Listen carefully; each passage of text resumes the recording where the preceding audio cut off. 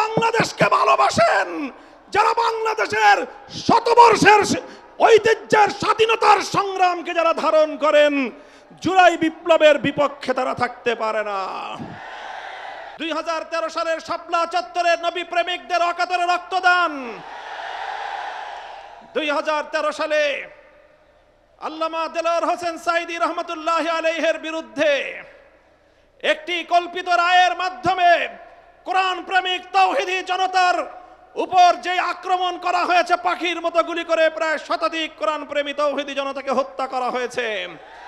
সেই সকল বীর শহীদান 2021 সালে মোদি বিরোধী আন্দোলনে হেফাজতে ইসলামের নেতাকর্মীদেরকে হত্যা করা হয়েছে।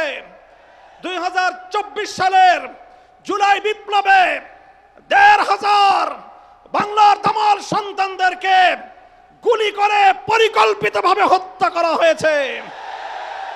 রক্তের সাগর পাড়ি দিয়ে 36শে জুলাই 5ই আগস্ট 24 সালে বাংলাদেশ নতুনভাবে মুক্তি এবং স্বাধীনতা লাভ করেছে। জুলাই বিপ্লবীরা ঘোষণা করেছিল আগামীর বাংলাদেশ গঠিত হবে 1947 সাল, 71 সাল এবং 2024-এর ঐতিহাসিক বিজয়ের উপর ভিত্তি করে।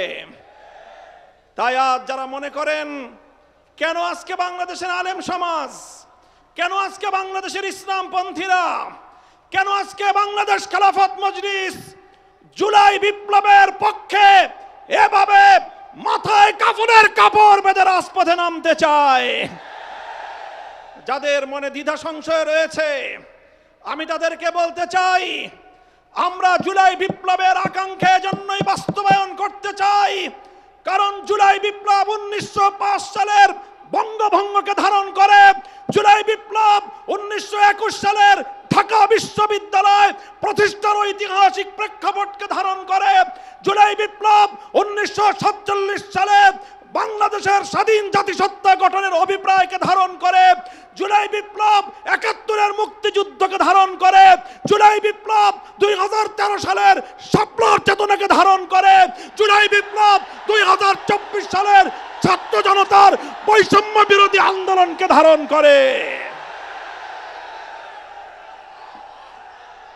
সংগ্রামী সাথী ও বন্ধুগণ, তাই যারা ইসলামকে ভালোবাসেন, যারা বাংলাদেশকে ভালোবাসেন, যারা বাংলাদেশের শতবর্ষের ঐতিহ্যের স্বাধীনতার সংগ্রামকে যারা ধারণ করেন, জুলাই বিপ্লবের বিপক্ষে তারা থাকতে পারে না।